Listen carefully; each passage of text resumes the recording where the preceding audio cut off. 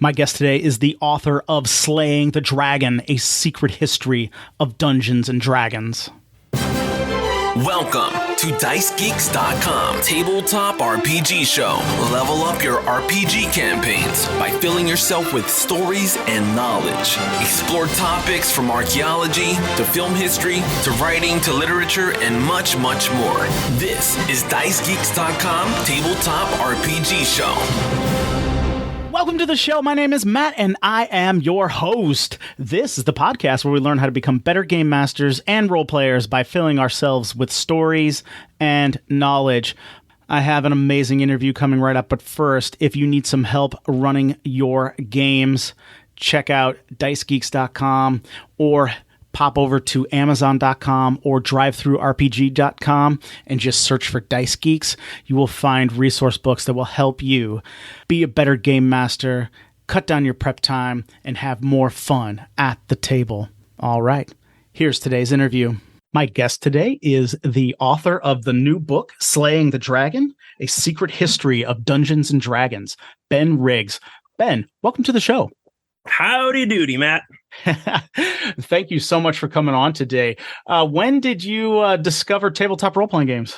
I'm going to say it was 6th or 7th grade, and Jonathan Etley invited me over to Patrick Radishevsky's house, and she had some job in the book trade, so she had a ton of D&D books, and we played a game of AD&D 2nd edition, and I actually did not have a great time, but I was very intrigued by the possibilities of the game. Like, they explained a wish spell to me, and that blew my mind. So I then went and dutifully bought the books and started making characters and kind of like reading adventures. And, it wasn't really solo play, but I was kind of playing alone. And then freshman year of high school, I got really into Rifts and Vampire the Masquerade, and those two things were very intriguing to me, and I kind of haven't looked back since then. But interestingly, again, I played some 3.0 and 3.5. I played some Pathfinder, but D&D's never been my main RPG jam. Like Call of Cthulhu, Legend of the Five Rings, World of Darkness stuff, in love with all of that. D&D has always kind of been a secondary thing that, like, it's fine, But and again, I think that might have aided me in this in the book because I was familiar enough with it that it was something I knew, but I didn't have a ton of emotional investment. Yeah, that's very interesting. You mentioned some great games in there, obviously. Rifts was always one of the ones that I would look at and go, if only I could play you. Is it a great game? I mean, I played a lot of Rifts and I really enjoyed it, but I'm not sure that it had some really good art. But I think it really helped that it was like Rifts being your second game might be the ideal position for Rifts. Cause like, I can't imagine it being your first game because it would be incomprehensible to you. Mm-hmm. But, as a second game where it's like, 1 point of mega damage is 1,000 points of regular damage. It's amazing to a 14-year-old. I'm sorry, I didn't mean to cut you off. No. You didn't cut me off. I was just remembering, what is it, structural damage capacity and some other things from SDC versus MDC. That is correct, sir. Yep. From because like I said, I looked at some of the Rifts books, but mainly my Palladium game was Heroes Unlimited 2nd edition and played that one some, but one friend in our group always brought the Rifts books and we always were just like, man, that would be nice because it looks really cool. But we were pushed to the limit already with trying to wrangle Heroes Unlimited. But that's really cool. You also mentioned some other ones in there. Legend of the Five Rings, really great game. I've played some of that as well. Had a really awesome campaign in that. So I do find it interesting, though, that Dungeons and Dragons hasn't been kind of your main game. So that is kind of an interesting take there. And as you mentioned, kind of alluded to, you think it helped you when you started writing the book. But I'm also wondering, before we move into the book a little bit, I'm also wondering, So then, did you start running games kind of pretty quickly? You said you were playing solo. Now I know back in the day, playing by yourself was like a pathetic thing, but now playing solo is like super cool. So, did you start running games pretty quickly, or did you stay a player? I was the guy with the books, and the other kids hadn't played before. So, boom, I'm running. That's all there is to it. Yeah. Oh, nice. So running riffs. There you go. That's good. It was a thing. It was a thing that happened. Yeah, that's awesome. That is awesome. That is something though in the gaming community, right? Have you found like if you buy the book, you pretty much run the game, right? I forget who I'm quoting, but somebody said that there are three kinds of dungeon masters. There's the person who knows the rules and wants control over the rules and is kind of a rules lawyer who likes to run. Mm-hmm. There's a person who has a story to tell, and they want to tell this grand, sweeping, epic adventure with your characters at the table. And there's the person who does it because no one else will. And invariably, the third type is the best type of dungeon master. And I've found that to be true. Mm-hmm. Yeah. I've had different experiences like that because I know, the times, I had the book, so I would run. There were times, seriously, I looked at role-playing games in the game store and I didn't buy them because I know my friends would ask me to run them. And I was like, I can't just run this right now. It would break me. So I'm not even going to buy that book. And then I even had one time, I think it was one of my friends, I think it was some kind of Dragonlance box set. He just walks up to me and like hands it to me. And I'm like, what is this? And he's like, run this for me. and I'm like, what? I was like, I don't know the rules or anything. Like I hadn't even seen Dragonlance at the time. And he's like, I don't care. Just run it. So I ran it. I just started flipping through a few books and I ran some sessions. I didn't even know the rules, but here we go. So let's go. I hope it was the Tales of the Lance box set. I don't remember. It was so long ago, but it's like out of a dream or something. but I just remember he hands it to me. He's like, run this. And I was like, you bought this and you're giving it to me just so I can run it. And it's like, that's nice. If I could choose to run role-playing games in my dreams, like, I feel like that might be the start of a novel. Like, yeah. Wow. Yeah. Yeah, there you go. That's interesting. So that kind of history of role-playing games somehow led you to be possessed by some kind of demon from the nine hells, and you wrote a tome, Slaying the Dragon, the secret history of Dungeons and Dragons. Why don't you just kind of set the stage for us? Why did you take on this project and kind of give us the thumbnail of the book? So it chose me. Okay. As all great artists would say. Yeah. I mean, I suppose. So I was blogging for Geek and Sundry, and I was given the assignment of writing an article essentially titled, "Did you know Wizards of the Coast didn't always make D&D?" Being in Milwaukee and knowing guys who were still here that had worked at TSR, they bumped this to me. So I'm like, okay, I can do that. I go and I start interviewing people, and the story that I thought I knew, which was, hey, Wizards of the Coast defeated TSR in some sort of capitalist combat, turns out to be vastly more complicated than I thought. Within weeks, I'm hearing about distribution agreements with Random House. I'm hearing about how TSR chose not to pay their publisher. Their printer. TSR chose not to pay their printer. Pretty soon people are sending me sales figures that had been in their basement for 20 years. And asking me not to say that they got it from them because they don't want to get sued by Wizards. Since reasonably those could be considered trade secrets. As I kept going and getting more and hearing more from people, and hearing stories I'd never heard about a story that I thought I knew oh so well, that is what really drove the writing of the book. I'm going to say it took 5 years to write. And it really grew in the telling. Initially, I was like, oh, it'll be a 10,000 word PDF. I'll kickstart it, And then when I sold it to St. Martin's Press, it was 120,000 words long. Ugh. And we cut it down to 100. And, maybe there's 15,000 words that are the seed corn of a book, too.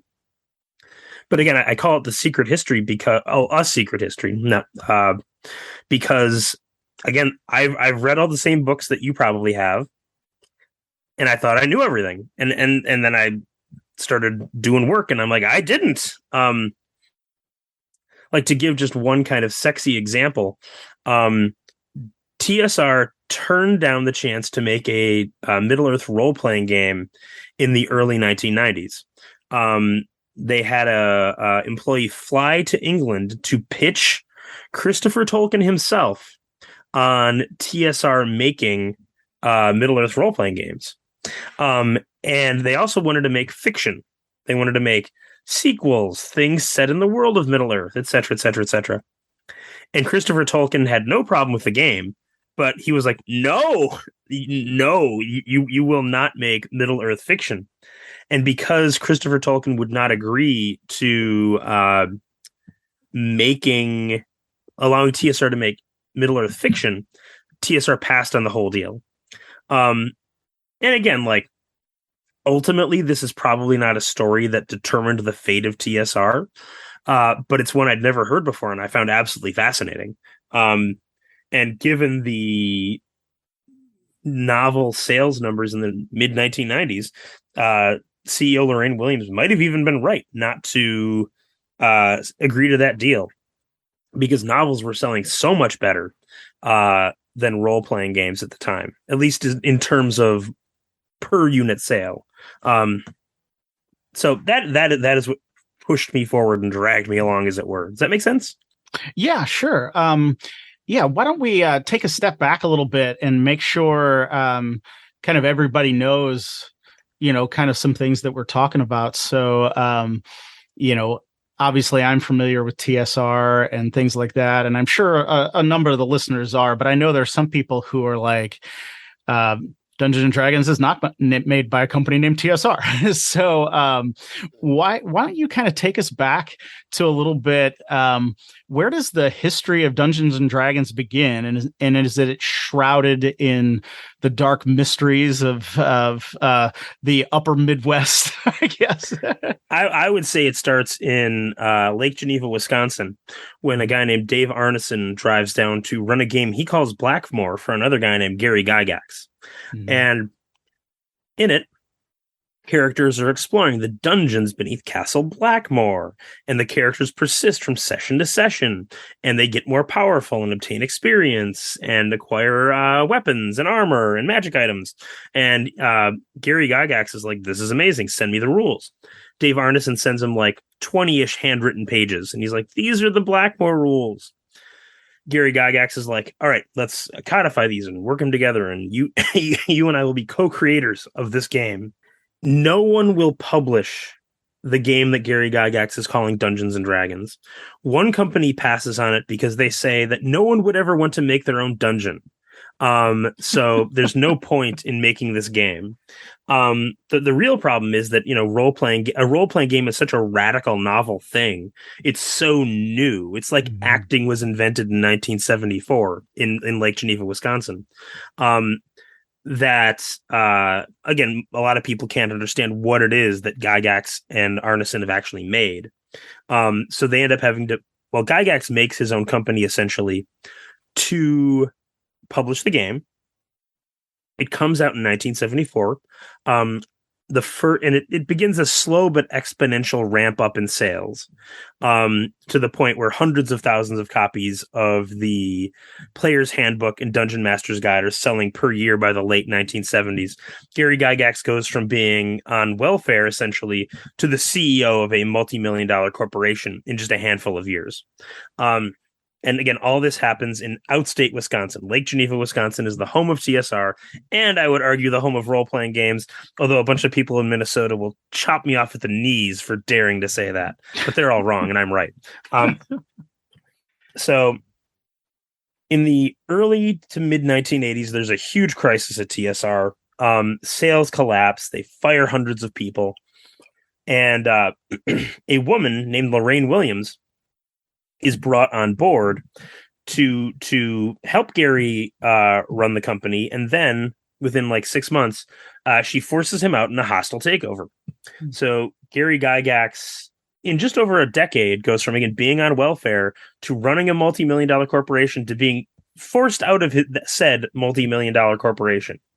And he will never really do anything great again in his entire life, which must be a sad and lonely thing to consider.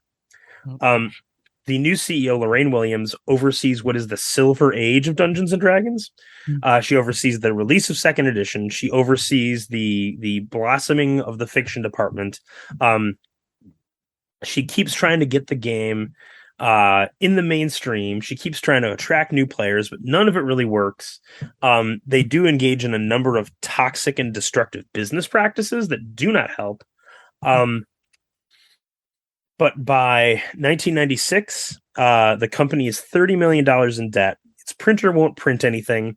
Its distributor returns millions of dollars worth of product. They lay off dozens of people the Friday before Christmas. And some people think that at that point, TSR and D&D are going to go up on the auction block, and maybe the intellectual property will be destroyed. Maybe, one person buys the intellectual property that is the player's handbook. Another person buys the DMG. Well, now who owns D&D? Oh my God, lawyers are going to have to figure it out. Would have been a nightmare for the hobby. And I have no idea what that future would have looked like. But instead, you had Wizards of the Coast swoop in and purchase TSR and with it D&D. Okay. And again, like a lot of people will be like, "Oh, Wizards sucks," and blah blah blah blah blah blah. Maybe they do, and maybe they've done things you don't like since then. But in the summer of 1997, they are the White Hats. That's for sure. There's no doubt about it. There was no better option for D&D and TSR, and maybe even the employees at that time.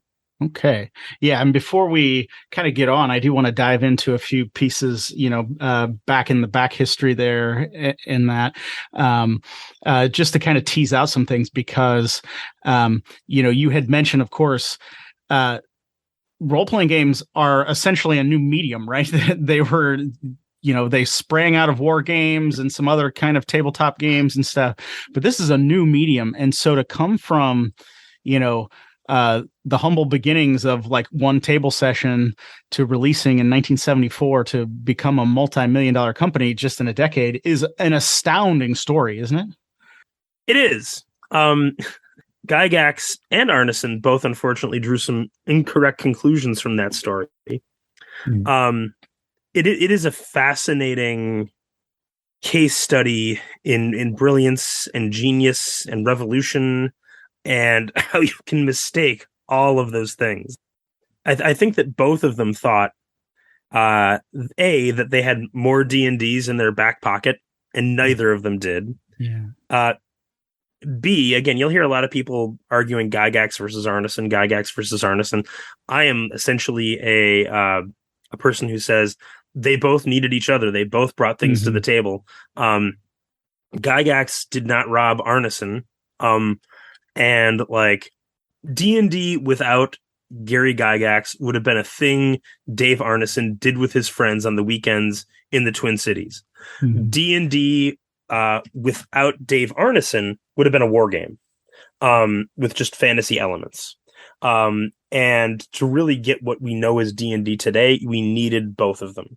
Gary Gygax, again, let's start with Dave Arneson. After the publication of D&D, which Dave Arneson actually had very little to do with, he was kind of the ideas guy, and Gary Gygax did his best to translate his ideas into rules. After that, Dave Arneson will never do anything great again in his entire life. And I want to say he was in his like early to mid 20s when that happened. That's got to be really weird. Like, and again, he didn't know that. People kept giving him chances. Nothing ever came of it. He got a job at TSR. He couldn't produce anything. But what I hear is like his editors were functionally the actual writers of his work because he could take notes, he could brainstorm, he'd get really, really excited, but he couldn't produce.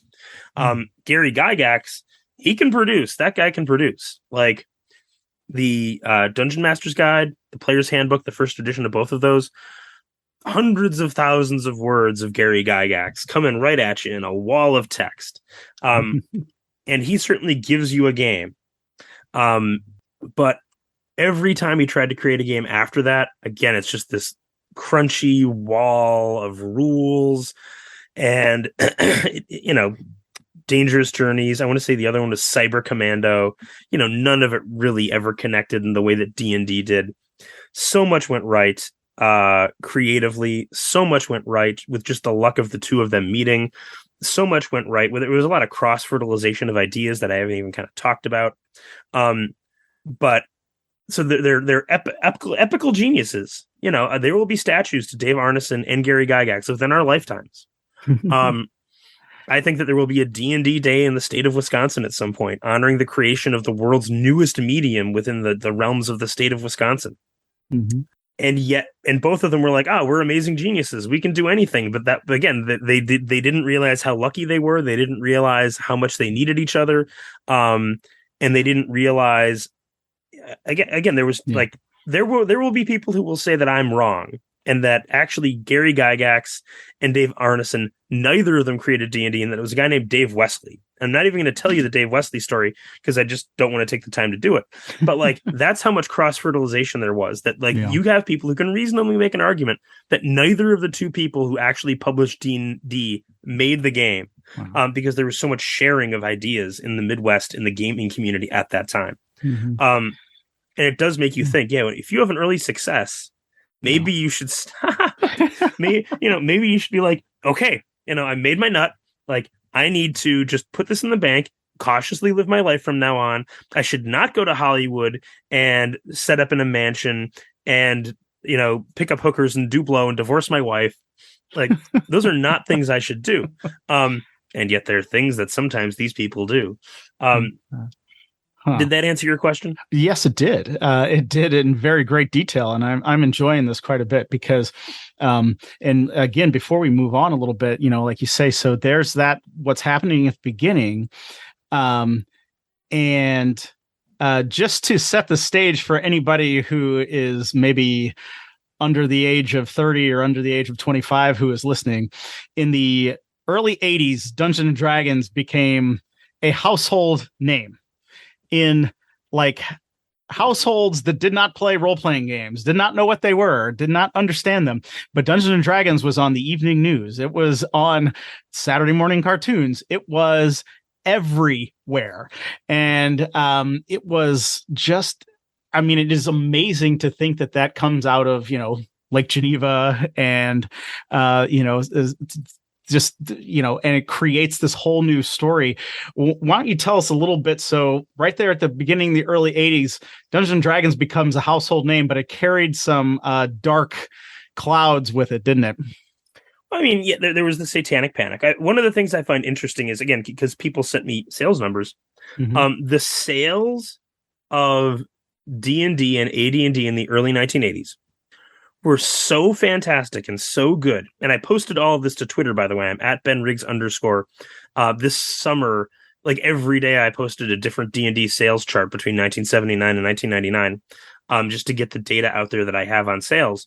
But the sales at the beginning there in the early 1980s were so good that it is likely that no D&D sales exceeded them until maybe the past 3 or 4 years. Again, Wizards doesn't release sales numbers for 5th edition, but picking up crumbs here and there, it probably wasn't until within the past 5 years that D&D reclaimed the cultural mantle it had in the early 1980s, because it was in Toys R Us. Yep. It was everywhere. And again, there was, if you're under 30 or 25, weirdly, they broke D&D into two strains. There was Dungeons and Dragons, which was a kind of basic game that came in a box designed for beginners and did a really good job explaining the game to you, maybe even an excellent job explaining the game to you.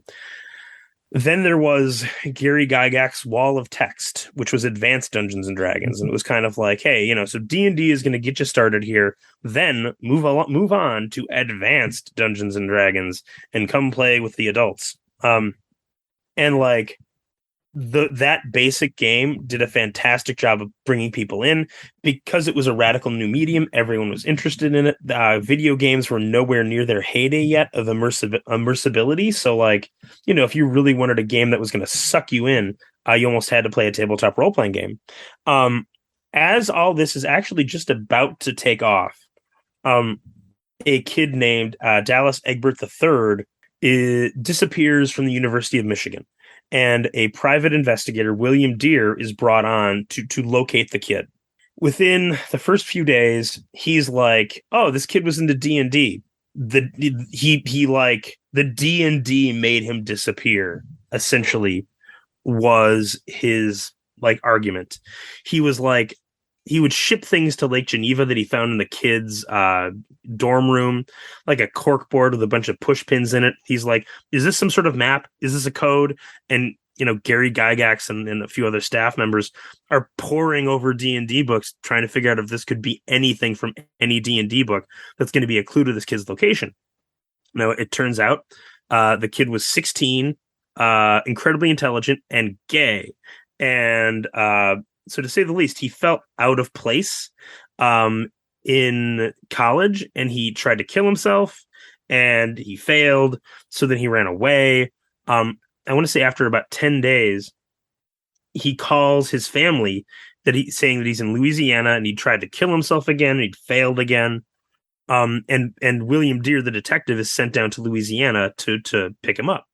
And William Deere does not go on TV and say, "Oh, it wasn't D&D." It was that this kid was, gay and felt isolated. And I do think that he might have actually been using D&D to cover for what would have been the shame of gayness in the early 1980s. But William Deere then goes on to write a whole book called The Dungeon Master, where he basically still says that D&D is the reason this kid disappeared. And that really lights the spark on the satanic panic against D&D in the early 1980s. If you talk to D&D staff members who were there at the time, they'll be like, "Oh, it was so good for sales." You'd have a preacher be like, "Burn all your kids' D&D books." They'd burn the books, and the kids would just go buy more. Ha ha ha ha ha. Isn't that funny? But if you talk to staff that were there a little bit longer, they would talk to you about how Sears and JCPenney's stopped carrying D&D products because of the complaints of parents that were like, it's the devil's work. Well, we're just pennies. We're not going to sit here and try and figure out what's satanic and what's not. If you think this is not appropriate and you're a customer, okay, we're just not going to carry it. The sales department almost got Walmart on the hook selling D&D products, but Sam Walton himself called the salesman in charge to be like, "Look, we can't do it because, again, people have concerns about your product being satanic. I don't know if it's satanic or not. So, like, hey, I want to have a good relationship with you guys. It seems like you're doing really, really well. If there's anything I can ever do for you, let me know. But we cannot carry it at Walmart." And given that there's going to be a crisis in the mid 1980s where D&D seems to stop reaching new customers, it certainly may be that peak of D&D in the early 1980s was cut off by the satanic panic and by mothers everywhere being like, "No, you can't play that," and stores hearing that mothers don't want that in their stores, so they're not carrying it. And so again, it is one of the interesting things where like so many people were so flip about it. But then if you talk to the people that were there in 85, 86, 87, you just get a different story about the satanic panic. Very interesting stuff there. Just wild. I mean, almost just absolutely wild stuff. But now you said, so sales numbers started being affected. Gary Gygax is forced out of his own company, and we have new management. And you kind of alluded to this. Things kind of started off really well with kind of a new rebirth, increasing sales, but then things started heading down. Is that basically the gist of the next era? So it's a little weird. Like, Gygax was forced out in 86, as I recall. If I'm wrong, it's 85. And I want to say 86, 87 was the sales bottoming. Then 88, 89, you start to get a second edition. As is true to this day, if a new edition of a game comes out, it's a reason, an excuse to resell all the books one more time, and you get this kind of juice out of it. Second edition comes out and doesn't do as well as first edition, and it doesn't do as well as that basic D&D product I was talking about earlier, those box sets. So there's a bit of a recovery, but it's not like the old days. TSR's fiction line does take off. That goes from, bringing almost like the first books were really published. The first novels were published in 1984. So in 1983, there would have been, $0 in novels sold. By the early 1990s, they were selling so many novels that the book department was grossing about the same as the games department at TSR. Mm-hmm. So quite rapidly, fiction became another huge source of income at TSR. And like whatever recovery that we could talk about would probably be because of second edition and the fiction line. Those would be the two big boons. And I was going to, go ahead. Sorry. Oh yeah. Sorry. I was just going to say the fiction line, just to put that in perspective. I remember a time when it was very hard to find somebody who was playing Dungeons and Dragons, but I started seeing people with Dragonlance novels and things like that. And then at some point, when I realized in kind of the mid 90s, those books are hitting number 1 on New York Times bestsellers list. Yeah, let me go on Twitter and pull up some sales numbers. So right. I don't have everything except for Dark Sun. I have everything for Dark Sun. It's really odd the way that happened. Okay, and Dark Sun is a campaign setting that was released in I'm going to say 1991. 91. And all right, media. It's because I have everything for Dark Sun. I have been slowly posting all of that data, and here we go. All right, so to put this in perspective, in 1991, when Dark Sun was released, there was a box set, an adventure, and a novel. The box set sold about 45,000 copies. The adventure sold about 15,000 copies. And the single novel outsold both of them combined. That single novel sold 80,000 copies the first year. Wow. So like there was even a rumor going around TSR in the 90s that one day everyone was going to come in and the game designers are going to be told, you're all writing fantasy novels now. And the game editors are going to be told, you're all fiction editors now. And we are now a fiction publishing house. And that is how we're going to make our money and what we're going to do. Because the fiction lines were so explosive and the cover art was so good. Mm-hmm. The writing was good. The writing in those novels was simply good. People will talk down about it, but it's really unfair. It's mainstream fiction. Yeah. So absolutely. Yeah, I would say that. Go ahead. If you were going to say something. Oh no. Well, I was just going to follow up a little bit and say that that is quite an amazing story, right? That there was just such a hunger for fantasy fiction, right? That it obviously it had to piggyback off of Lord of the Rings and some other great fantasy novels and stuff like that. But there just had to be such a hunger for it and for that world that so many of these novels were selling. It's just amazing. Again, like TSR is going to keep trying to find that again. They're going to try and start a comic book company. On the not unreasonable assumption that, hey, comic books that can be like novels and it might be a major source of income for the company. But the endeavor failed. It's a tough market, but also there was clear mismanagement in their comic book company. For example, they already had licensed all their interesting properties to DC Comics, and DC Comics was making comic books based on them. Like, the Forgotten Realms comic from DC was selling about as well as Wonder Woman at the time. So TSR can't make D&D comic books. So they're like, okay, well, we're going to make Buck Rogers comic books and we're going to come up with new properties.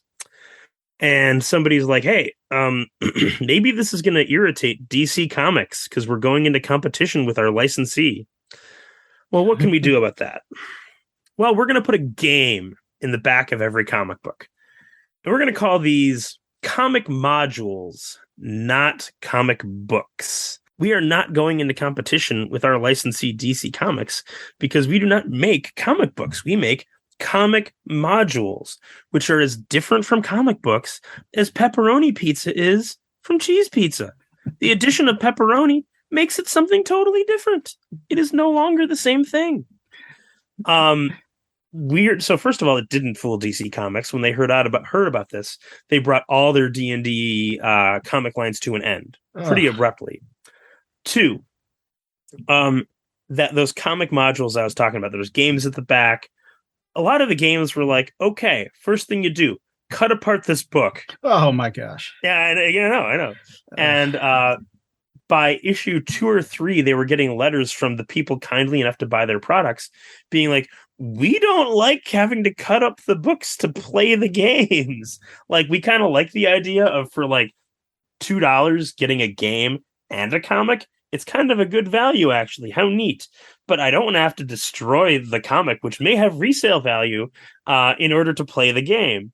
And the person in charge, Flint Dilley, responded in the editorial page by saying, well, our books aren't for collectors. We want these, comic books like reduced to pulp and recycled and enjoyed and loved and played with and read. And I read that and I was like, you told your audience they were wrong? Yeah. You told the people who were buying your books, who told you what they wanted, you told them they were wrong? Not that you were going to address this in some way, or like, I don't know. Again, there's a lot of creative people out there. Like, somebody could have thought of some way to play the game without cutting up the book. And again, maybe they were like, well, actually, they are, we want people to buy 2 copies, one to be pristine and one to cut up. But like, maybe, but anyway, now I'm rambling on. No, but like, right. Yeah, like seeking something that would be like fiction again for TSR to save the company was a persistent theme in the 90s. Yeah, but obviously that didn't work, and the end was coming, and the Grim Reaper was coming for them. And but somebody else comes on the scene. So this is Wizards of the Coast. Could you kind of set the stage? Where did who's Wizards of the Coast, and why are they coming for TSR? So Wizards of the Coast was a failing role-playing game company that had decided to branch out into other games because there was a role-playing game crash in the 90s. Like, every TSR product that I can think of, if you looked at a graph of that product, it would look like pretty good sales in the early 90s, bad, disaster by like 94, 95, 96.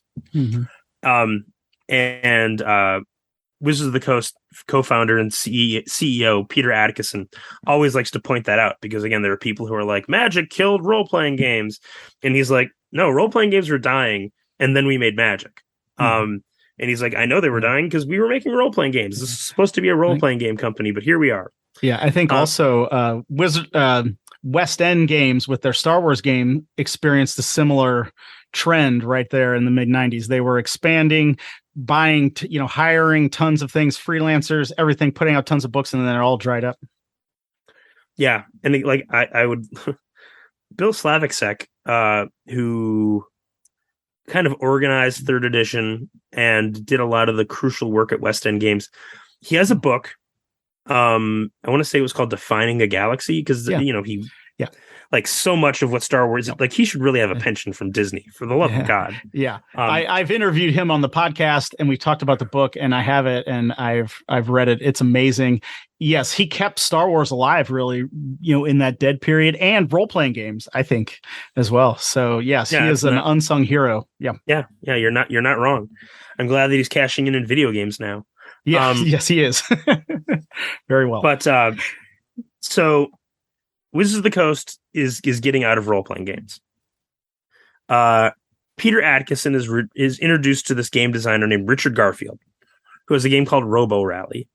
They play Robo Rally. Adkison is like, this is a really fun game. A lot of parts. It's going to be really expensive to make. Like, I think we need to do this 2 or 3 games down the line, So really interested. And if we had the money, we'd do it today, but we can't. We don't have the money to do this. And Garfield is then like, okay, would you like me to design a game for you? And Adkison is like, sure, some sort of card game that people can play at conventions while they're like waiting in line. Lots of people in conventions waiting at line. Let's have a game that can fill that time. And Garfield comes back, I want to say a week or so later, and tells Peter Adkison about this game called Mana Clash, where you're going to have 2 wizards fighting. The spells are the cards. And in addition to like the rules, the way you kind of expect in building a hand, hey, it's collectible. It's a collectible card game. And Peter Adkison says that when he hears that, he starts screaming and hooting and jumping up and down. And he's like, we're all going to be rich because this is like the best idea I've heard since Dungeons and Dragons. It's a whole new genre of game, which is correct. The collectible card game is born that moment. And, I hear this story from Peter Adkison and I'm like, okay, fine. Like you and Richard Garfield, 2 of the most important nerds of the past 40 years, are in a car together alone and he's pitching you. So sure, you were excited because you knew you were going to be a millionaire already, right, Mr. Adkison, fine. You're that smart that you knew it beforehand. Then I'm doing research and I find him posting exactly that on Usenet forums in the mid-90s, before Magic comes out. So it should actually be the early 90s. In this forum post, he's like, he describes that exact story I just told you, doesn't talk about Magic, says that the game is top secret. I can't tell you about it yet, but it's going to come out in the summer. It's going to blow your socks off. And it's clearly Magic the Gathering that he's describing, which is, again, if you're considering profiles of genius in our conversation here, being able to actually pick out $1 million idea when you hear it and be so confident in it that you start freaking out and screaming. And like you wrote about it before it became the mega hit that it is. Every Magic release grosses money like a Hollywood blockbuster. And Wizards of the Coast can kind of produce these at will. Like, how big of a staff do you really need to work on a Magic release? Like, I don't know, but I bet it's less than a Hollywood studio. So like it's insanely profitable. And Peter Adkison could foresee this in that one conversation. And again, he also, oh man, I shouldn't say that because I don't know it to be true yet. Sorry, I'm starting to work on book 2 and book 2 stuff is bleeding in a little bit. Okay. But Wizards of the Coast goes on to obviously be huge. Magic goes on to be like detonating a bomb on the geek scene. And because of that, Wizards is flush with cash at exactly the moment that TSR is dying. TSR had essentially been extracting loans from its distributor Random House by overshipping Random House. Oh, gosh. And in 1995, Random House discovered that TSR owed them like $11 million. And Random House was like, hey guys, you need to pay this down or else. And Lorraine Williams, CEO of TSR, was like, okay, everybody, we need to pay back Random House the money we owe them. We really can't. So let's take a bunch of creative geniuses and throw them at the problem. And what ended up happening was a bunch of creatives put together this idea that was like Percy Jackson meets the Teen Titans. It was going to be a bunch of Olympic athletes who were also superheroes fighting crime. It was going to come out in 1996, so it could tie into the Atlanta Olympics. There's going to be a game. There's going to be books. It's going to be great. And the profits from that can be used to pay down the debt to Random House. So Lorraine Williams and a bunch of other TSR executives drive down to the O'Hare Hilton to meet with Random House vice president to pitch the president this idea. So they pitch the president. And 15 minutes into the meeting, Lorraine Williams is like, so are you in or are you out? You need to financially commit to this idea right now. It's hot. It's so hot. You don't have time to like debate. You need to tell me right now. Are you in? And the guy from Random House is like, I need to clear this with New York. Like, I can't agree to, co-publishing a line of books and games with you without talking to my bosses. And Lorraine Williams is like, we're done here. And she gets up and storms out of the meeting, and all the other TSR executives leave with her. And of course, nothing comes of it. But, what a frustrating, clumsy, and just bizarre and disrespectful way to handle things with your creditor. You owe this guy $11 million and you're storming out of a meeting with him like he farted. Like, good God. So every other attempt that TSR makes to really keep Random House at bay fails. It looks like in 1996, they actually got on some sort of a payment plan. It looks like they were able to pay down that debt a little bit in 1996, but by 1997, their printer, whom they also have not been paying, and whom they sold their offices to, making their printer their landlord, their printer says, hey, we're not printing anything else you guys make until you pay down the debt. So their distributor is demanding payment. Their printer will no longer print their product. They're kind of screwed on both ends of the chain of production. And that's when TSR enters this long, grim winter and spring in 1997 of people going into work every day, but they know nothing is being published. They'll finish works and they'll turn them in, and they will not go off to the printer. Dragon Magazine misses publication deadlines for the first time in years. It is a incomparable crisis.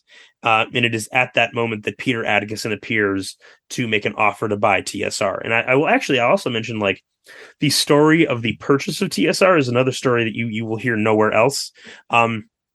Essentially, the first negotiator on the deal, nobody interviewed him until I came along to interview him. I dug him up and I called him during dinner one day, and I was like, hey, I'm a reporter. I'm working on TSR. You negotiated the deal. And he just started spewing stuff over like 15 minutes. It was like he'd been waiting 25 years for someone to call and ask him about it. And he was just ready to go at a moment's notice, which was kind of crazy. Nice. All right.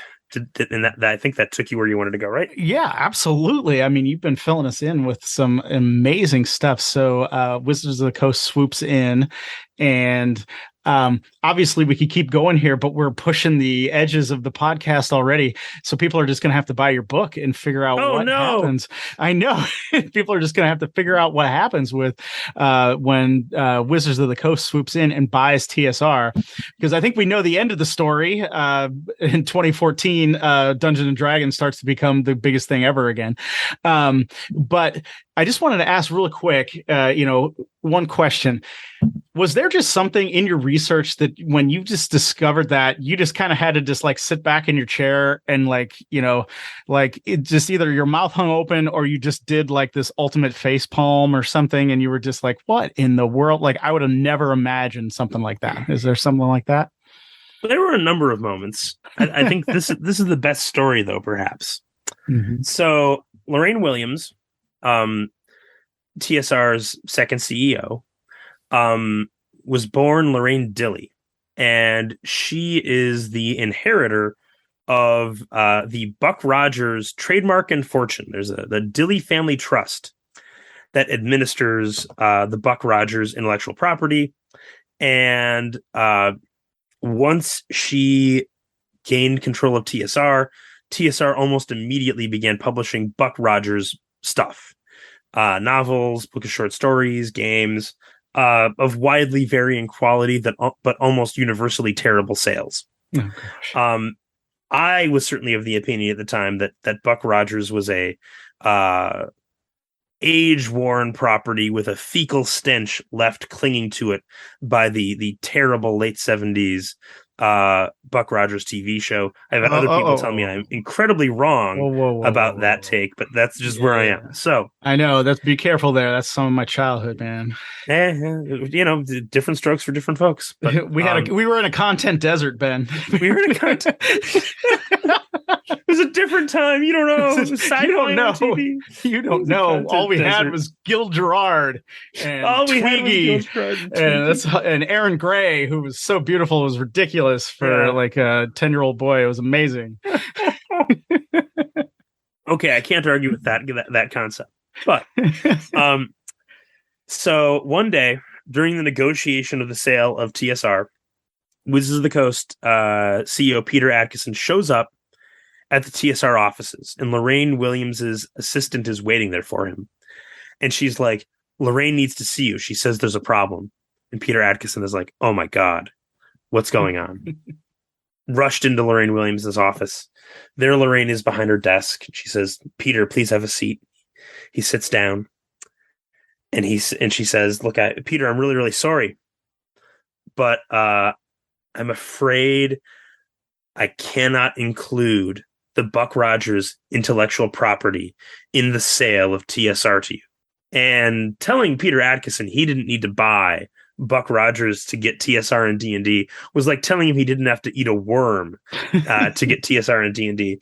But rather than saying anything like that or being like, well, I don't care, he kept his best businessman poker face on and he said, well, of course, Lorraine, this will affect the final price. I forget how much he got knocked off. I forget if it was $250,000 or $1 million. It's in the book. Gosh. But that story, which I think shows kind of the peculiar point of view of CEO Lorraine Williams.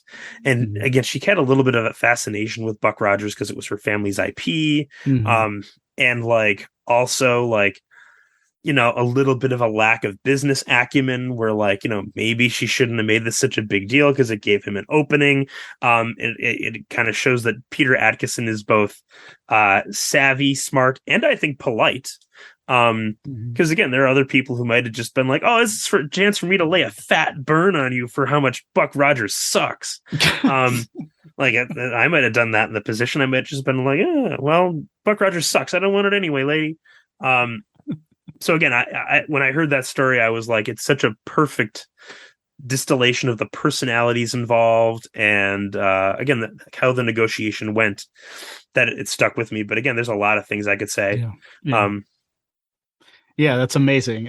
Just some incredible stories, amazing history. At some points, it's a wonder that we still have Dungeons and Dragons, like you said, that it wasn't just sold off or intellectual property went here or there. It became novels or it became just some world or something, some property out there somewhere spinning around that nobody even heard of. So it is just an amazing story, Ben. So why don't you fill us in? Where can tell us what the title is again of the book, where people can find it, where they can find you, what you're up to, all that stuff. So it is Slaying the Dragon, A Secret History of Dungeons and Dragons. You can get it literally anywhere books are sold. I would suggest your friendly brick and mortar independent book retailer because they are the people most likely to bring me to your town to do a reading from that book or another one. But it's everywhere. Barnes and Noble, Amazon, might even be at Walmart for all I know. I try to be on Twitter, but I'm not doing a good job of it. But I posted a ton of D&D sales numbers to Twitter. I'm at BenRiggs _ on Twitter. I have a blog at writerbenriggs.com where I post about things that didn't make it into the book. For example, D&D co-creator Dave Arneson asked CEO Peter Adkison for a job at TSR when Adkison bought TSR. And he sent him 2 letters, and I had both letters. And I posted the letters to my blog and kind of go over them and give some context for them. And so you'll find things like that on my blog. I have a podcast called Plot Points, which is on a bit of a hiatus due to me having a kid and a book come out and still working full time as a teacher. I wish I had more time to devote to that podcast. But again, here we are. But the keenest way to support me would definitely be to pick up the book. If you enjoy it, I would appreciate a rating or review on Amazon or Goodreads, because that really makes a difference to a first-time author like me. All right. And I will be sure to put links in the show notes for this episode at dicegeeks.com. So anybody who is listening right now can head over there. You find links to Slaying the Dragon. I will put links to the blog and to Ben's podcast in there as well.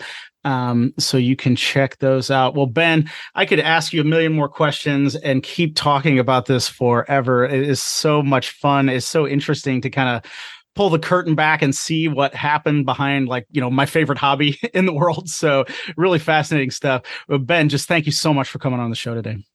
I really appreciate you having me. I'll come on anytime you need me. All right, there you have it, guys. Oh my goodness, what a fascinating conversation today.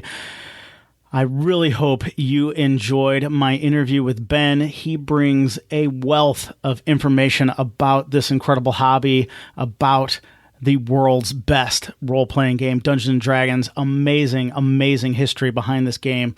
And I hope you enjoyed the conversation.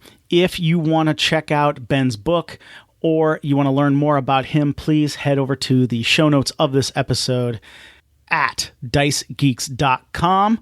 You will find links to Slaying the Dragon as well as Ben's social media and his podcast and some other things like that. Please check out Slaying the Dragon. It is amazing. All right. Now, if you want some free stuff, head over to dicegeeks.com/free. If you want to support the show some way, I would greatly, greatly appreciate that. You can like, rate, review, subscribe wherever you are listening in your favorite podcast player or app. You could also support the show financially at patreon.com/dicegeeks. All right, guys. Now, I really appreciate you listening to the show. Thank you so much. And until next Wednesday, keep gaming.